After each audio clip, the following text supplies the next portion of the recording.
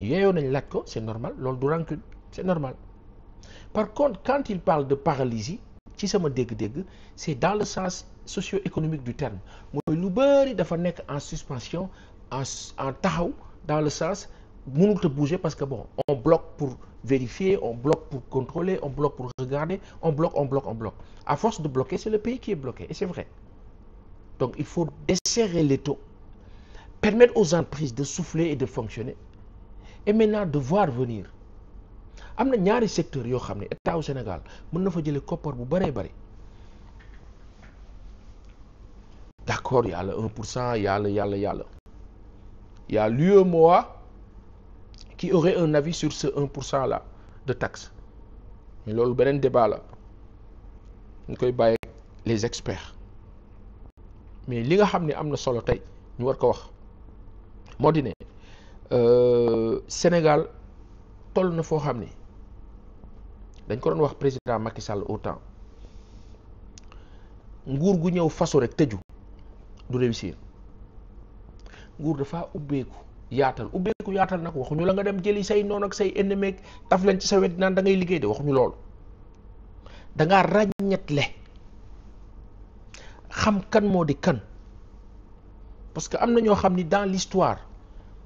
seen àdduna yëpp jaxase la mbirëb waa ba ji ba jaxase nit ak nit seen cursus yëpp loolu la ñooñu nag tant que ñu ngi nekk à certains niveaux gaar attention moo tax ràññetle baax surtout ñiy nekk ci sa nopp léeg-léeg nga xam dara ci diggante ñaari nit ne pat nga defar waaye di dem ci kenn ki rek naan ko diw lii bu ñu jëlee le cas en l'espèce li xew jamono bi diggante sunu kilifa yi le président de la République ak le premier ministre Ousmane Sonko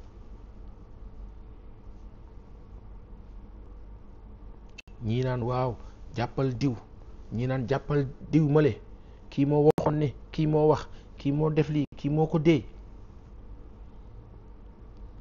après bu ñu xoolee li tax ràññet la baax mooy dañuy xool nit yi kan moo di kan di xool statut yi di xool niveau bi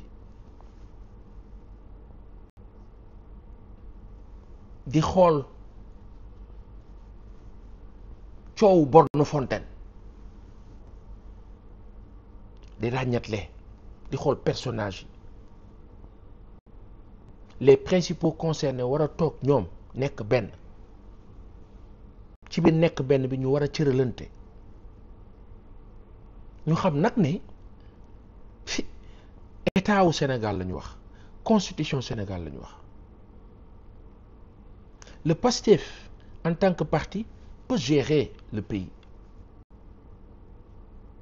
peut gérer l'État et doit gérer l'État et est en train de gérer l'État, incarnant le pouvoir. Mais le PASTEF ne doit pas, pour ses problèmes internes, bloquer l'État. Loolu mooy dëgg. Comment le PASTEF a bloqué l'État? Comment le PASTEF a bloqué l'État? Comment? Peut-être ci sens boobu la El Hadji Ibrahima Ndiaye di waxee que la rancœur et cetera warul bloquer à paralyser le pays sens boobu lay waxee peut-être certainement man mën naa ko fa dégg du tere nag dinañ ne waaw sunu baay yow bi fi Macky nekkee waxoo woon boobu temps pourtant population yi ñu ngi doon bëgg a dee ni ñaa ngi leen doon rey nangam ñu ngi leen doon def lii ak la ak lii ak lële choix libre autant kilifa bi moo doon président conseil d'administration TDS moo jumul ñu ngi kaa nuyu sunu baay boobu El Hadji Ibrahima Ndiaye un monsieur très méritant de l'audiovisuel sénégalais parmi les précurseurs et de la musique sénégalaise borom studio 2000 ñu ngi kaa nuyu bu baax borom 2STV la belle télévision 2STV une très belle télé macha allah parce que conception de base bi moo baax connaissant monsieur Ndiaye El Hadji Ibrahima qui est un émérite photographe xam na lan mooy image donc xam na qu'est-ce qu'il faut transmettre et retransmettre. ñu ngi ko nuyu en passant bàyyi Abdoul ak Sala suñu yaay Marème Ndiaye ñu ngi ko nuyu bu baax mën na ma déggee sens bi moo waxee. Maintenant qu'est-ce qu'il faut faire? Il faut que le Pastef ak l'école du Pastef ak leur organisation qui est magnifique ñu tëjuwaat waxtaan bloqué émission bi émotion bi nañ wàcce émotion bi ak tension bi ñu waxtaan. Parce que parti boo xam ni dafa bëri ay borom xam-xam parti boo xam ni nit ñi dañu am xalaat di ko wax librement parti boobu waruñu am jafe-jafe bu ñu waxtaanee nag jubóo tëju lëlu waxtaan tëju lëlu waxtaan tëju lëlu waxtaan ak dal ak worma te xam ne aussi kii nga xam ne dafa bokkoon ci ñun di président de la République Bassirou Diomaye Diakhar Faye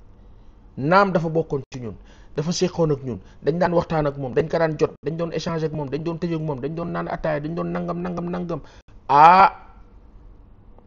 yàlla defal na ko biddiw beneen nag boo xam ne defaluñu ko moo di président de la République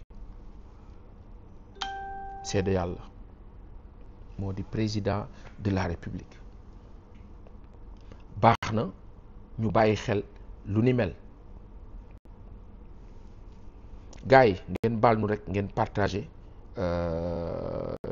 dina baax trop bu ngeen partagé mu gën a yaatu bu ngeen partagé mu gën a yaatu dina baax trop dañu bëgg mu gën a fës li ñu bëgg a expliquer moo di ne man du ma gagné coupe du monde di xeex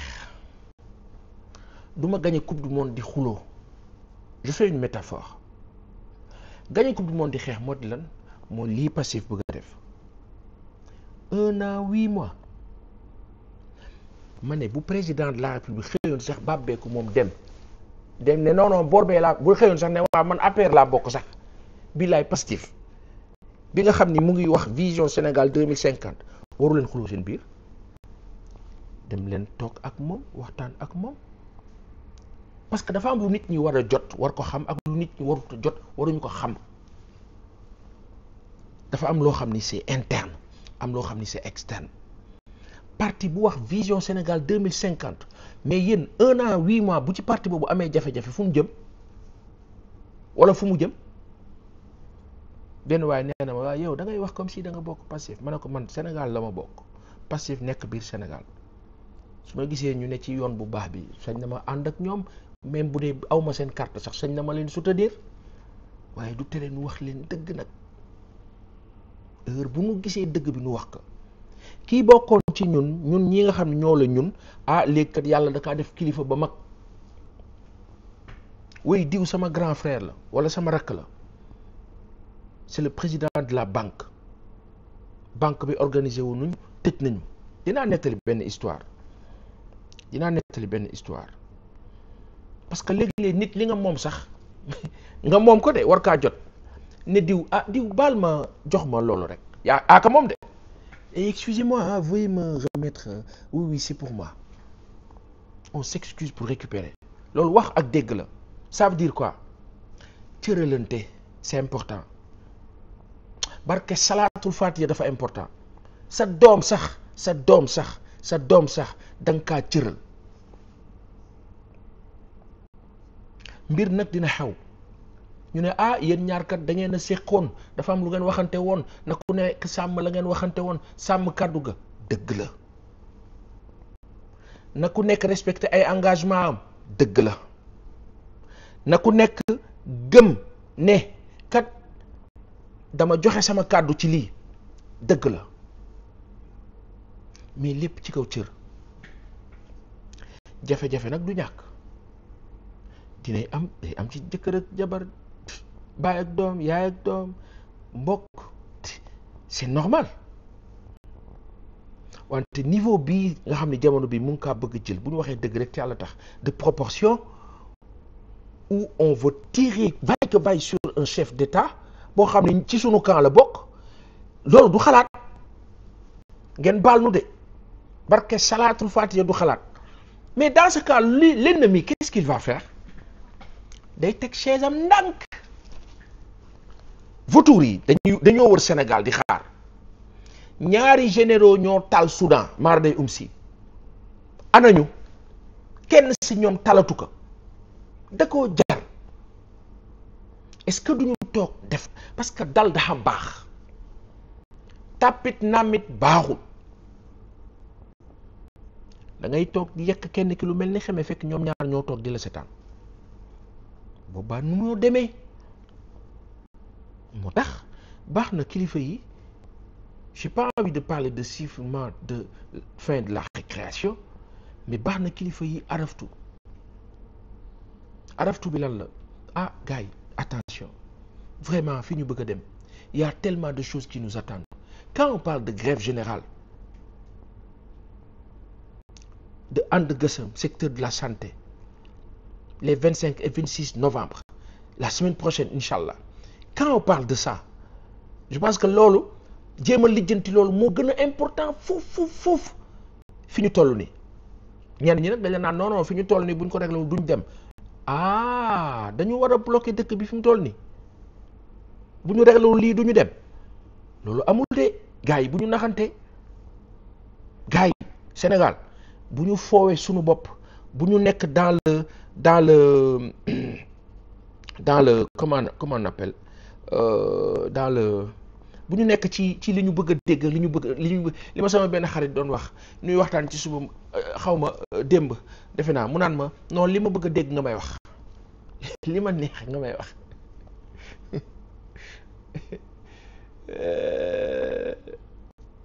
léeg-léeg ñu jox ñu lu naqari ñu war kaa fajoo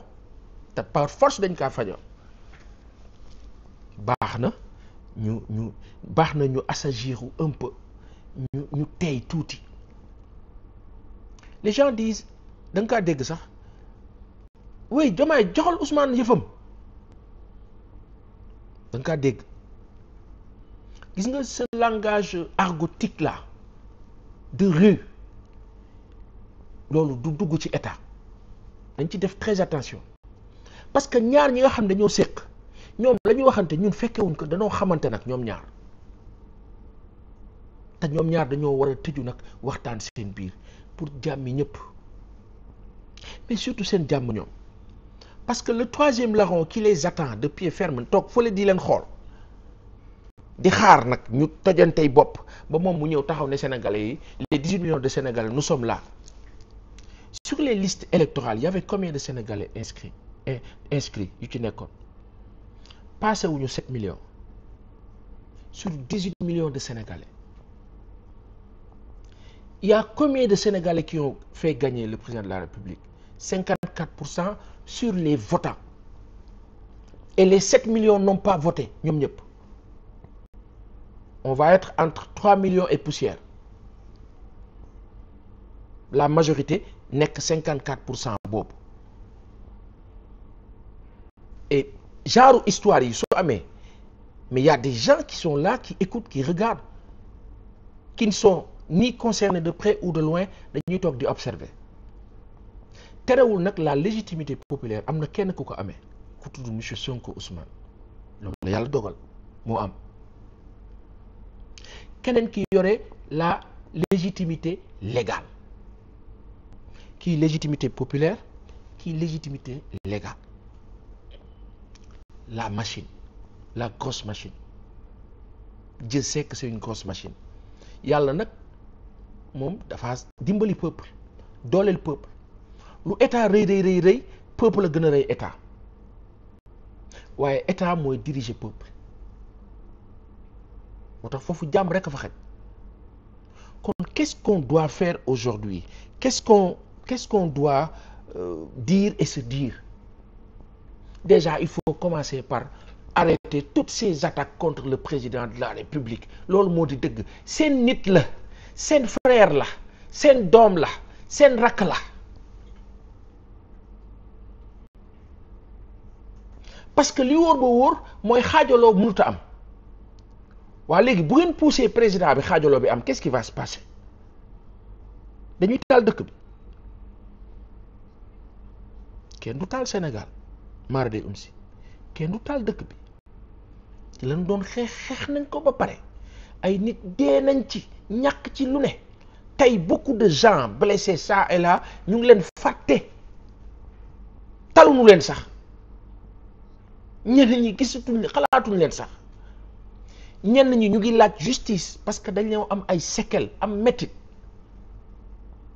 waaw problème yooyu ne mënuñu ko régler ci coow ak pëcc xóob ku ci wax président de la république xamal li nga kaa wax parce que alpha ou bêta jusqu'en 2029 inchallah rabbi c'est le président de la république donc qu'est-ce qu'il faut faire? Il faut réussir le magistère. Si le président de la république Bassirou Diomaye Diakhar Faye échoue, c'est tout le Pastef qui échoue. Gars yi attention de bu kenn yaakaar ni bu Diomaye échoué de toute façon nous on n'est plus concernés ñun dem nañ suñu yoon attention na gën a rafet àndandoo doon benn famille continuer famille nag bu ngeen toogee yéen ñëpp nga ne man diw laa bëgg diw bëgguma ko famille ba tas na wala tas nga famille ba ku bëgg le président du Pastef premier ministre Ousmane Sonko da boo ko bëggee da ngaa bëgg le président de la République Bassirou Diomaye Diakhar Faye ñoom ñaar am nañu problème rek donc kii laa bëgg bëgguma kee attention boo ko waxee nag dafa laaj dégg-dégg on parle plus de leader politique on parle d'humanisme et d'humanité kon li gën mooy ñu wormaal président de la République ci dal ak tekk ak yërmandeek yar wekk ak fonk dara dafay xew parti politique bu bëgg a yore Sénégal 50 ans 1 an 8 mois ñuy xuloo seen biir parti boobu du dem déedéet baa ko waxee nag ñu ne la non non non Diomaye moo dul dem ñu benn waaye doon ne may saa yi dimbali ñu Diomaye moo dul dem mais Sonko moom day dem yéen ñaar dinañu nekk kenn ki di demee wërsëg keneen ki day am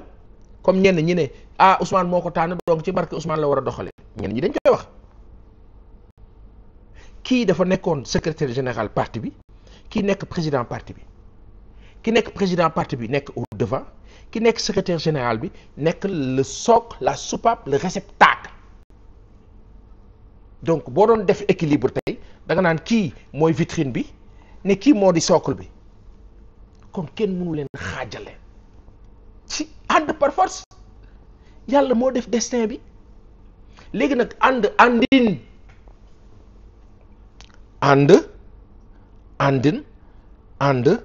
àndin maanaam dafa am nu noo àndee ah démb kat j'étais le président du PASTEF toi tu étais le président le secrétaire général et toutes les informations passent par toi en tant que secrétaire général toute la coordination générale passe par toi donc tu as les noms tu as les personnes tu as les informations tu as tout ñaar ñooñu dañu war a ànd aujourd'hui kooku nekkoon secrétaire général daan bind daan dox ci stratégie daan développé tey mooy président de la République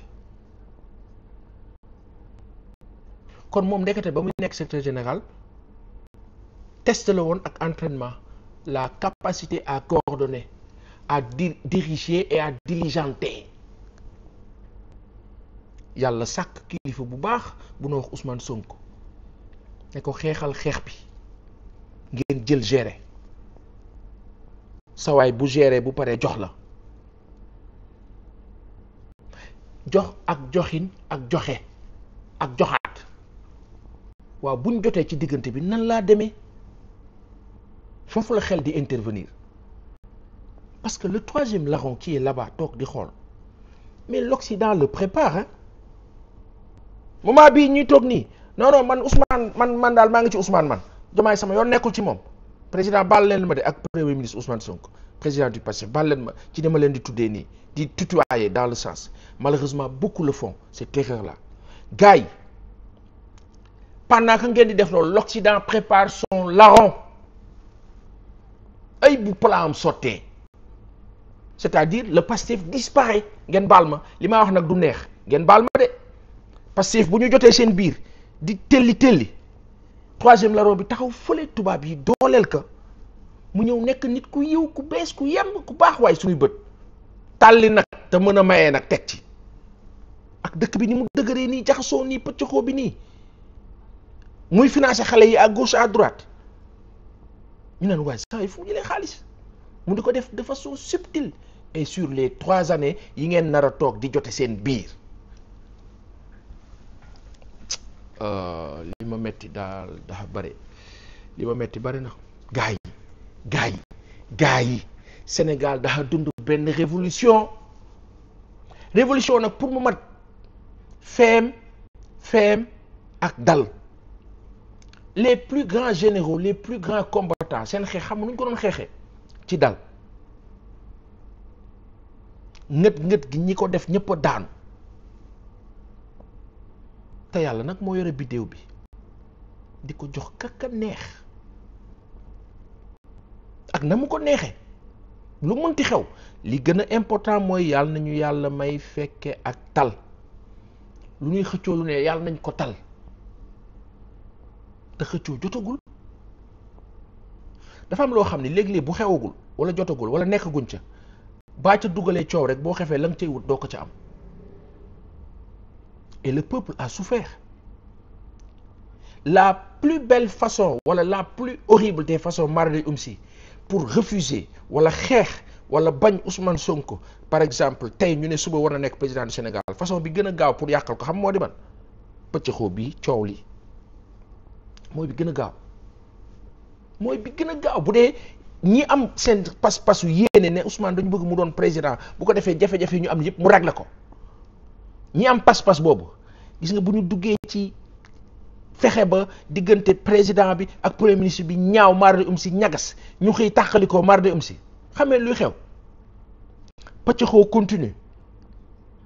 wala état bi jël ay responsabilités ñu dem ci beneen sens ñu ne kon nañ toog xaar bés bu rafet état bi di organiser wu pour contrer Maradi Oumsi Sénégal di perte temps tubaab bi di préparer seen candidat boo boobaa ñu ne waaw Diomaye candidat la Sonko candidat la keneen candidat la tubaab yi fexe ba keneen kooku gañe Maradi Oumsi bu boobaa fan la Pastef jëm kon ànd doon benn moo gën képp koo xam ne a ngay génn sa kàddu defaral diggante bi moo gën parce que boo ko defarul fa muy daggee bi laay boo xefee doo ko tal Maradi Oumsi ñun nag amuñuy màqama lenn ay ndaw lañu yoo xam ni dañu am nupp xalaat rek di ko joxe nii librement et très modestement humblement di am yaakaar ne li ñoo def baax na yaakaar rek lañ ci am dara leenu ci ce pays-là a besoin d'accalmie ce pays-là a besoin de calme mais toute la journée tey je me sentais pas bien parce que je me sentais grippé parce que y a une pression une surpression parce que des ondes négatives de partout da ngay woon ni sax téléphone bëgg ko wax leneen waaw baasan dëkk bi tam suñu dëkk bi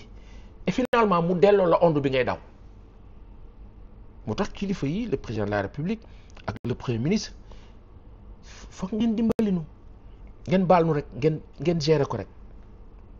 di ngeen di jël ci yéen nag gérer ko parce que les 2 généraux soudanais là ego surdimensionné moo leen yóbbi njombe bi yëpp ñu ñàkk seen ay njaboot ñàkk seen ay proche ñàkk ñuy taal dëkk ba rey nit ña ci lan ego kii ne duma bàyyi kii ne duma bàyyi léegi nag lan moo fi ne dafa am ko tudd président de la République am ko tudd premier ministre day am moment boo xam ni le président de la République dafay jël décision nit rek la day am moment boo xam ni nit bi day bëgg a assumer sa responsabilité bàyyi ko mu assumer que de toute façon dina rendre compte moom mooy rendre compte terewul nag li ngeen seq nag te mu boole leen te mu nekk lu sës rëkk ci seen diggante loolu ci suuf ngeen kaa lijjantee bu ngeen ko lijjantee ci kaw rek daanu moo tax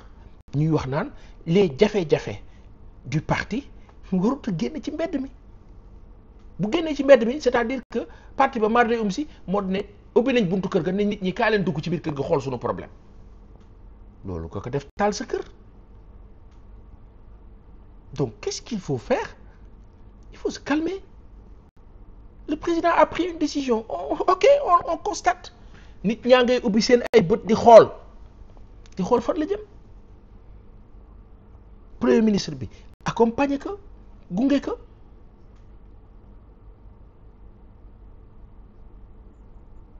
Nu déggoo parce que dès lors que ki nekkoon secrétaire général parti bi nee na seen ay texte moo ne ku falu ci ñun bu nekkee candidat bu faloo day génn parti bi maanaam day démissionner de son poste terewul day nekk militant ci parti bi mais ku ni mel mën nañ ko gérer d'une certaine façon sauf que dès lors que nekk na président de la République am na yeneen staff management. Au palais, il y a un gouverneur qui n'est pas du PASTEF, qui va tenir ses réunions. te Pastef du xam lan la réunir ou pas du xam lan lañ fa wax waaw bu fekkee Pastef nag bàyyi force dafa bëgg réunion boobu mu contrôler que day juum parce que segmentation là l'État fonctionne comme ça, le parti fonctionne comme ça. Maintenant le parti gère waaye léegi parti bi moo géré dafa am candidat escompté bay parti ba espéré woon malheureusement xeex nañ ko bokkul léegi keneen moo jël à sa place keneen ki jël à sa place nag